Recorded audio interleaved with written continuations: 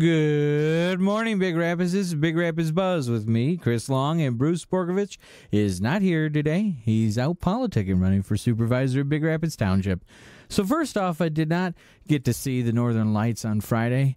By the time I got to here, I heard that they were out. The clouds has already moved in, and, well, whatever. Anyway, this is going to be a different style show today, okay? There's no special guests. There's no co-host. It's just going to be me. So if you don't like me, don't like my voice, don't like my laugh, I don't really care. First, for the listeners who don't know what occurred last week after last week's show, apparently a few ego-tripped, vile people, you can figure out who those particular individuals are. They're probably actually listening right now, trying to get information that to try to attack me with later and try to bash the show or whatnot. Anyway, after last week's show, they created some flat-out lies about the show, and then proceeded to go down the list of sponsors of this show and call them. At which point, they told them the lies in an effort to shut down this show.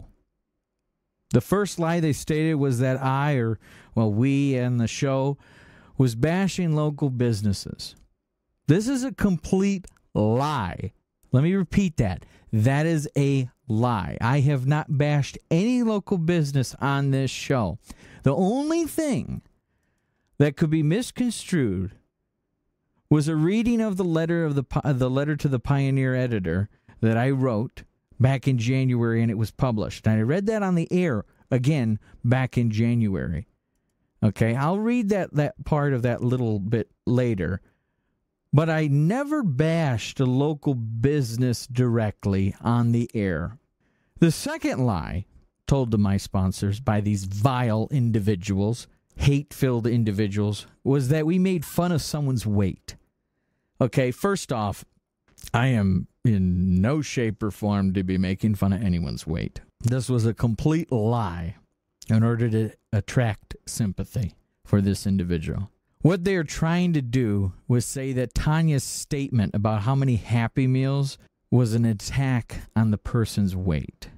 This is, again, a complete lie. Because if you listen again, it was a joke about comparing Happy Meals with making children happy. How many Happy Meals would it take to make this certain candidate happy? Because she is very angry. She's a very angry person. Anyway, let's listen again. Just for those who didn't listen or couldn't hear it, let's play that clip to give you context of what actually was said. Apparently, they call them Happy Meals for the children, correct? Yeah. Okay, so if you have 5 children, you're making 5 children happy. Okay. So how many children do you think Tracy is? I don't know. Maybe 100. 100. And yet she's still not happy. Wise words of Tanya. Serve more Happy Meals, Tracy. Maybe how many more Happy Meals does she need to become happy? A lot. There isn't going to be enough to make her happy. Now she's flipped. So now she's going commie. So, again, nowhere in there were we attacking anyone's weight. It was a simple, logical comparison from a guest's perspective. A guest that I chose to have on this show. I thought her commentary was quite hilarious, actually. Okay, we all need something to laugh about. And I thought she added great commentary, a great perspective, a local perspective. And that's what this show is about, providing local voices onto the show. Not just business owners, but anybody. Okay? If you have a story to tell, you have something that you want to get off your mind, you want to say to the world, that's what this show is about. That's how it started, okay? Anyway, we did not talk about the candidate's weight. It's just a lie that they told our sponsors in order to try to shut us down. Why did we talk about the candidate in the first place? Well, it was recently announced that she was running as a Democrat against the Republican state rep Tom Coons. And I asked my guests their thoughts. That's what happened. Here's the things that people need to understand. When you put your name into the hat to run as a candidate, you open yourself up. This happens on a daily basis on the news, radio stations, podcasts across the nation. People talk about the candidates, whether good or bad. That's what happens. Welcome to politics, folks. The problem is in this small town, nobody has ever had to deal with anything of this type of nature, of what has occurred in politics over the last year. The only thing close to it would be probably the annexation and detachment that happened in the 80s and late 80s and early 90s. But that predated the social media. Social media is a big problem. Yes, I'll tell you, it's a problem, but it gets the word out there. Okay. But from what I gather, the only real difference between what's going on now and what went on in the community back then is social media. That's the only difference. The attitudes are the same. People are angry. Another thing that this town, because at the local level of politics, everyone knows everybody here. Unlike at the federal and state level, you are not friends and family with Whitmer and Biden. So at the local level, the lines are blurred between friends or family and the politicians. People forget, when you decide to become a politician, you are held to a different standard. In small towns like ours, the dynamics of local politics are significantly different from those at the federal and state levels. Here, everyone knows everyone. I get that, okay? Our local leaders are not only public figures, but they're also our friends and family or acquaintances. This proximity can blur the traditional boundaries that typically separate personal relationships from political roles. Unlike these figures, like the Governor Whitmer and President Biden, or even other state representatives and senators, our interactions with these local politics are deeply personal. This intimacy presents unique challenges when individuals step into roles of public service. They must be held to a higher standard, yet it's common here for friends and family to perceive any criticism of these local politicians as personal attacks rather than legitimate political discourse. This perception can lead to significant issues. Here in Big Rapids, for example, this blurred line between personal and political spheres have been a long-standing problem in recent years. Okay? Especially in the last year. And we need to get over that. When community members fail to distinguish between politicians' public responsibilities and their personal relationships, it's often the result in an uncritical acceptance of their leadership. Decisions made by these leaders go unquestioned, and those who dare to challenge the status quo might find themselves targets of unwarranted backlash, like I am. This lack of critical engagement undermines our community's ability to foster transparent, accountable governance. To move forward, Big Rapids needs to recognize and address this issue.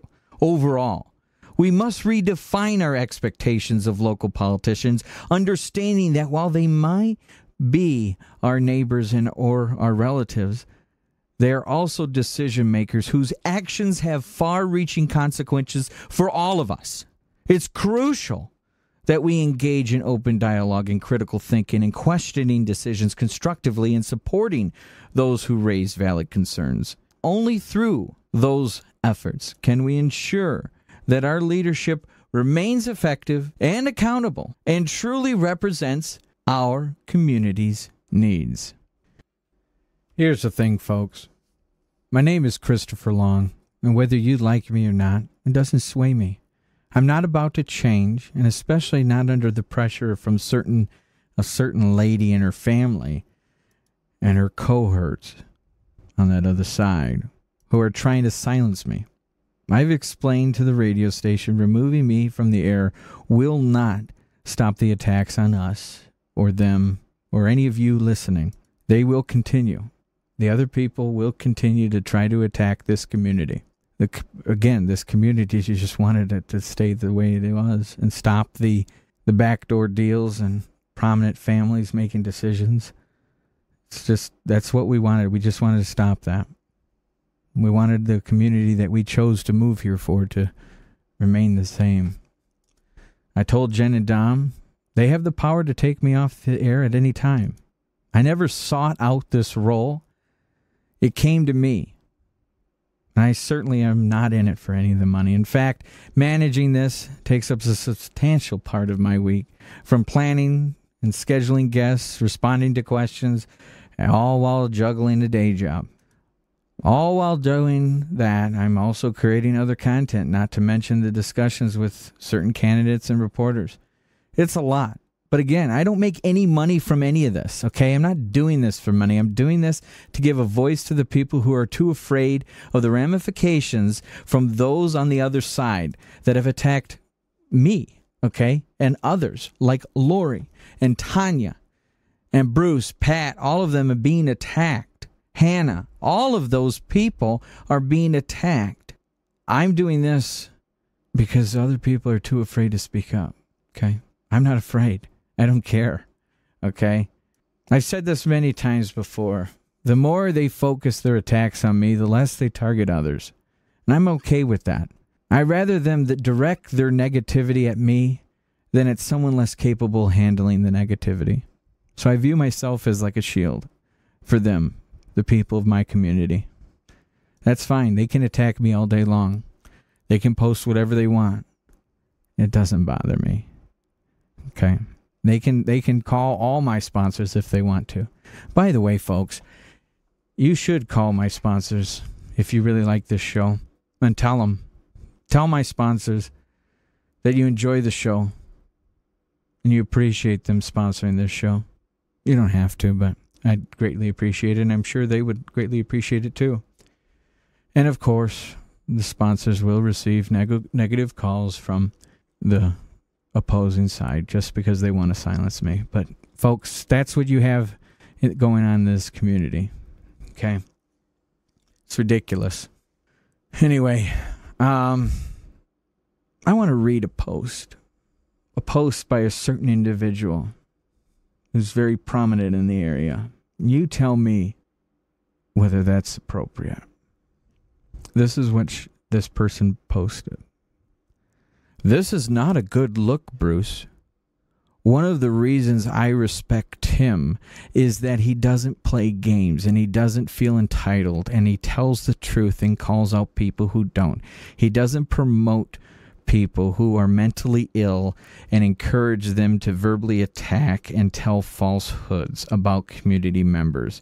He doesn't tolerate stalkers and isn't afraid to stand up and defend himself. Knock it off, Bruce. This community has enough of this kind of BS. I have been targeted for over a year, and I've had enough to know that I will defend those who are targeted and bullied.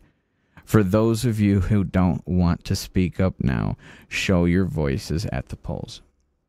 That's the type of rhetoric that's being sent around for those who aren't on Facebook. I didn't post that. That's from a certain prominent individual who thinks that her opinion matters. First off, Bruce has not attacked anyone in this community. Everything that I have done is in response to my community being attacked, to me being personally attacked, and nobody standing up on that other side and saying that was wrong of them to do that. I have tons of support. I don't really care whether I have support or not. It's disgusting. Promote people who are mentally ill and encourage them to verbally attack and tell falsehoods about the community members. First of all, that's just wrong, posting that. That's disgusting. She should be ashamed of herself, okay? Because that's another lie. Flat out lie. First of all, Bruce Borkovich has never told anyone, nor encouraged anyone to do anything. Neither has Pat, Penny, Hannah, Ormond. No one controls what I say or do, okay? None of them promote me in that manner. I don't, she just is angry. She's a very angry individual because it seems as though she's not getting her way, and this is how she lashes out, it seems. It's disgusting. Here's another thing this individual posted. Well, Bruce, this sounds all fine and dandy, but your little buddy Chris does all the dirty work for you. Isn't that why you are always building him up so he has turned into some kind of little Mussolini? You might want to suggest he help out at the homeless shelter or food pantry instead of sitting on his computer lecturing people with AI and verbally attacking citizens who don't actually care about his community. Taking him to church was kind of a failure because you forgot to tell him not to use scripture to attack people. You might want to listen to the radio show this week and it tells a lot about what kind of leader you will be. That is just disgusting. Absolutely disgusting. That person should be ashamed of themselves. First off, I'm going to start right there in the middle about the whole, saying that taking him to church was kind of a failure. How dare you? How dare you, as somebody who claims to be Christian, attack a new Christian or someone who is attempting to be? Considering I came from being atheist and agnostic later, and then deciding to join the Catholic Church because I was invited. I was invited by Pat Curry to go. Not only was I invited by Pat Curry, but that morning that I chose to go to the Catholic Church the day after my birthday, I was invited by 25 other people to join their churches across this county and actually in the other counties. They contacted me that morning. I chose to go to Pat Curry's church. Why? Because I never went to a Catholic church. I wanted to see what it was like. Never been to a Catholic mass, never ever walked into a Catholic church. It's the one type of church that I never experienced before, so I said, all right, I'll go to that one. And for them to attack me for that, or to attack them, how dare them? That's disgusting. It doesn't, that is not Christ-like at all. And say that I'm attacking them using scripture, no. It's not true at all. In fact, it's quite the opposite, actually, because all through, say, October through January time frame, they and her was using scripture to attack me and others. I think I've said peace be with you, as it's kind of a good way to stop the argument. I think it is. What better? How do you even respond to that? Or another way to stop an argument when someone's arguing with you, way to stop them is say the following. Today is the day the Lord has made. Be happy and rejoice in it. What do they have to say to that? It shuts them down. It's beautiful. I've learned that. I've learned that going to church, but I'm not attacking them. I'm preventing an argument, keeping the peace. So it's just disgusting what they do. Now, one of the other lies that was said was that I bashed a local business. That's just not true. First of all, I've never boycotted any business because of their opinion of Goshen. That is never why I've boycotted them. I boycott a business and choose where to spend my dollars based on the businesses that do not attack a community member or the community in overall. So I wrote a letter because of the attacks back in January that somehow was misconstrued as I'm calling for a boycott because of their opinion. So I'm going to read that letter that I wrote back in January. It was in the paper. Here it is. In the heart of our beloved town, a pressing issue calls for our collective attention. A matter that has deeply affected the very fabric of our community, dividing deeper than the currents of the Muskegon River. We are a community known for our resilience and unity. We have weathered storms before, and will do so again together. Our strength is in the solidarity, our respect for one another, and our commitment to the values that make Big Rapids a wonderful place to live and work. Our stand against division. Over the past year, we've witnessed actions and rhetoric from certain local business figures and their family members that have not just ruffled feathers, but have carved a deep divide in our community. This division is reminiscent of the deep and flowing Muskegon River that runs through our county. This has challenged the unity and spirit of Big Rapids as we journey through our daily lives. These events have led to a profound realization about the dynamics within our community.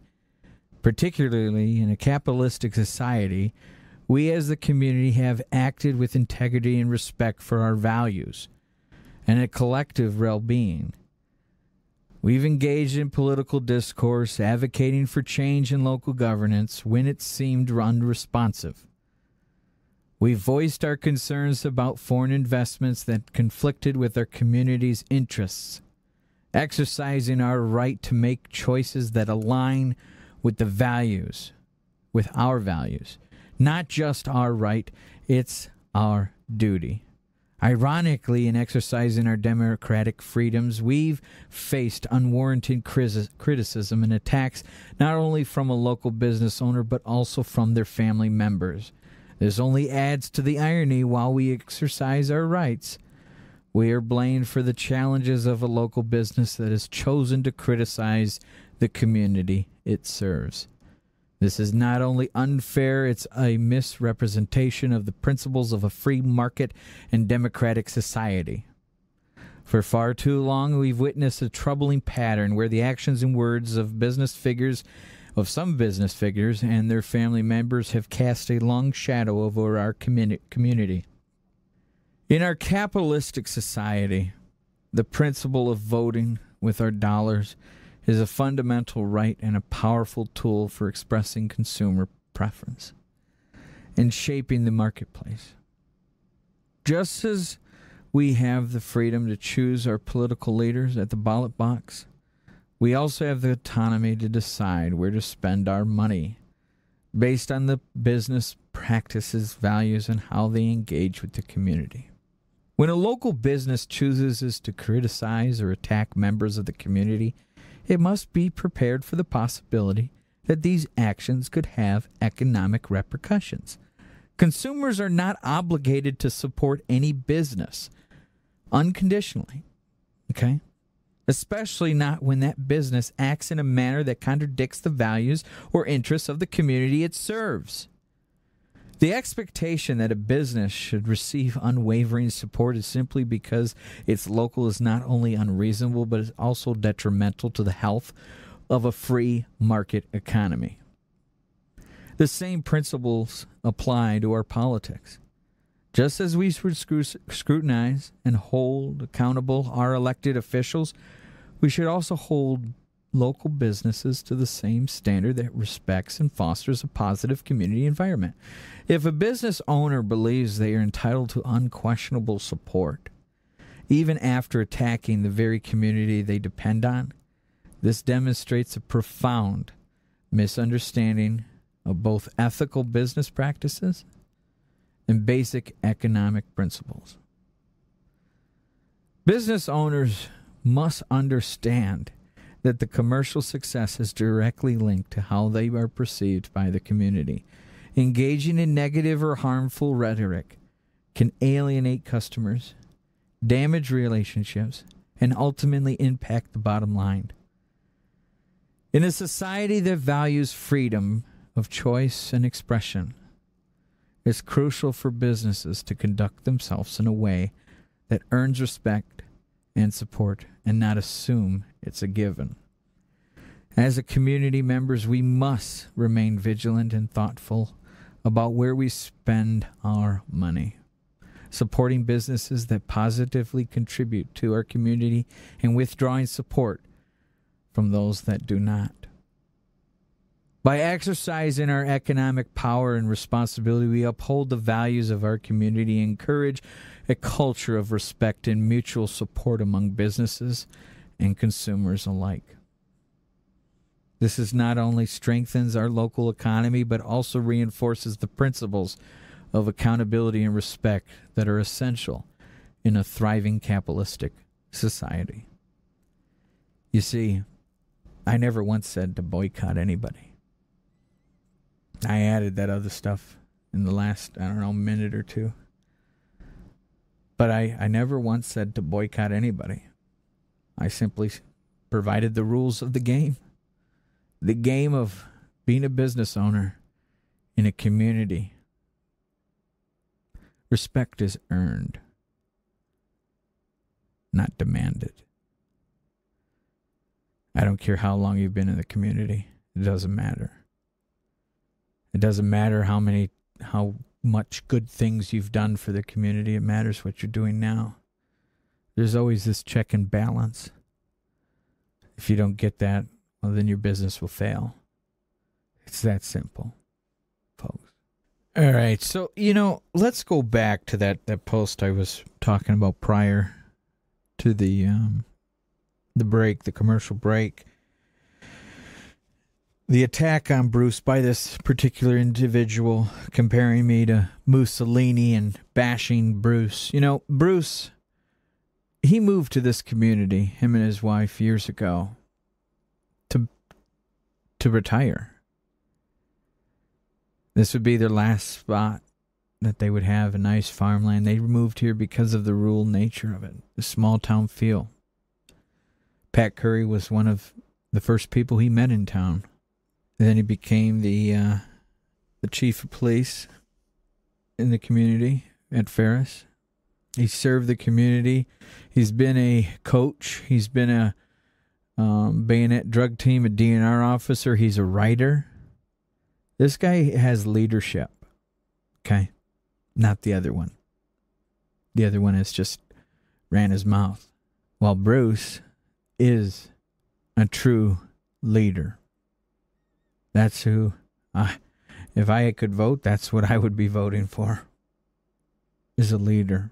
Going back where she's comparing me to Mussolini, she won't take a hint, though.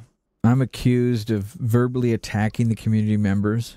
Meanwhile, this lady and her friends are actively working to sabotage my show by pressuring my sponsors to back out. What about the other guy on the other side? Is what he's doing online acceptable? Is it? His dubious actions are acceptable since they align with you-know-who's views. Also particularly troubling is the fact that a political candidate is harassing a mother of young children. So I ask you again, you who are listening out there, is this the behavior you endorse? Or are you going to conveniently overlook this as well, as you have, you-know-who, overlooked many things in the past because it aligns with your friends? You-know-who and her cohorts have dismissed me and others who oppose Goshen as mere peons or peasants of the community, all because we don't own a business, or our families don't go back centuries with tons of money like you-know-who. Or because we don't mingle with the so-called elite circles or good old boys networks. Again, go revisit the letter from the editor in January that I just read. My position remains unchanged. We operate in a capitalistic society where we vote at the ballot box and with our wallets. People aren't avoiding your business because of your stance on Goshen. They don't shop at your business because of your behavior. I don't know how many times this must be re-explained before it gets through certain people's thick, inflated ego. Additionally, reconsider because of the whole mention. The mention that you might want to suggest he help out at the homeless shelter or food pantry instead of sitting on his computer lecturing people. Okay, Well, additionally, you might want to reconsider how you flaunt your charitable contributions. This is not a contest, and your constant bragging suggests your motives driven by power and appearance and ego, rather than true generosity.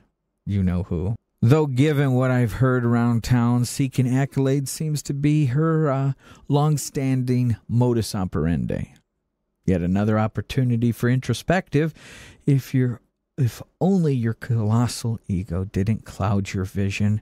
If you genuinely care about this community as you claim, you would align with the majority, not merely with those who have puffed up your ego for so many years.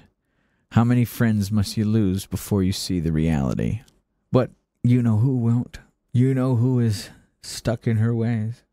She can do no wrong. Never. She is a saint. This is my First Amendment rights. They want to attack me. They want to attack my community. And then expect us to spend money at their businesses. And then attack my sponsors. Again, we've never attacked a local business. Never said the local business out loud. You can assume all you want. Another thing, there's these lies going around town that Penny Curry resigned and retired because of this Goshen issue. The reality is, I remember last summer, Penny telling me that she was going to retire at 65. And guess what? On the 23rd, she turned 65. That's Thursday. She stuck to what she promised. She wanted to retire at 65 and be with her grandchildren, be with her husband. But yet, the other side wants to create these lies that she's resigning because of Goshen and all this other stuff. It's just not true. It's just like tabloid bullcrap. It's flat out lies, and they're running with it. That's fine. We know the truth. It's disgusting. The community is going to miss her. People at the township, Big Rapids Township's definitely going to miss her. She's done a lot of work with the community. And she's a fighter. She isn't going to stand down. She's not standing down. She didn't stand down, and she stood with the community last year. And she still stands with us today. That is a leader. Penny Curry is a leader. A great leader. And I thank her for her years of service to the Big Rapids Township community. Another thing, the lies going around town that people control what I say or anything, it's just lies. They don't know anything I'm going to post or say, or even this show. They don't know what's going to be said until I say it. Nobody controls what I say, and no one's encouraged me to do anything. I am me, Christopher Long, and I will do as I see. Also, there's these lies that I go into Curry's gas station in the morning to stir up things with Goshen. It's a lie. I rarely, actually, I don't even think I ever have actually brought up Goshen at the gas station. I'm not the person to bring it up. People ask me questions and I'll answer it. But I go in there and I don't talk about Goshen, or at least I don't bring it up. In fact, I know there's people that don't like me in there. In part of that group that goes there in the morning. I know there's people that don't like me. So much so that I don't go there. I stopped going for a while, and I don't go as often because I don't want to make them uncomfortable. I would like them to continue going to Curry's because they were there before me, and I don't want to make them uncomfortable to the point that they would not shop or go to Curry's. And I told Pat this before, and he told me to keep going. I am welcome in there just as much as they are and anyone else in this community. Anyone in this community is welcome at Curry's. That's a business that I support. Because I was willing to not go there just to make other people feel comfortable. And I was told, no, go in there anytime. That's a business you should support. Curry's has welcomed anyone from either side of this whole Goshen issue there. Never bashed them. Everybody's always walked away friends. But there's this persona that people believe, this lie spread by certain other people that is just wrong. It really is. I don't even know why that lady has a following. In fact, the group of businesses should really reconsider her as a spokesman. I'm just saying. They should really reconsider it. Because it's disgusting. Anyway, time for Community Buzz. If you're interested in joining the Rotary Club of Big Rapids, you can find them on Facebook at the Rotary Club of Big Rapids or stop by the lower level of the Artworks building on Tuesdays at noon for the first 2. Lunches are on them. Misiola Curry Comfort Home is teaming up with Two Hats Ranch for their Shooting for Comfort Clay event this weekend, May 17th. Oh, actually, it's Friday. This includes a golf cart and lunch, and you can get a 4-person team registered. I'd do it today if I were you by going to the website MisiolaCurryComfortHome.com. For questions, call 231-287-2208. I would register today. Anyway, the Animal Rescue Coalition is a nonprofit no-kill shelter. They're always in need of donations of food and toys. They are the Mecosta County's only shelter, and they also rehabilitate abused and neglected pets. So remember to adopt, don't shop. And any pet is a lifetime commitment, so take it seriously. Each animal they have all need a forever home. We would like to thank our sponsors this week: Purely Clean Services, Barreton Firearms Training Center. Thank you, Casey Nemeth. Benton Baker of Big Rapids. Thank you, Mike McNally.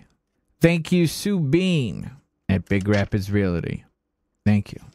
Along with other supportive people and businesses of the community, we thank each and every one of you for getting behind our show. If you would like to sponsor the Big Rapids Buzz, call your best friend Jen here at B1039 at 231-796-1103, and she'll get you started.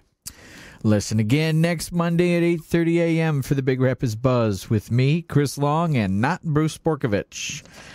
The Big Rapids Buzz. See ya.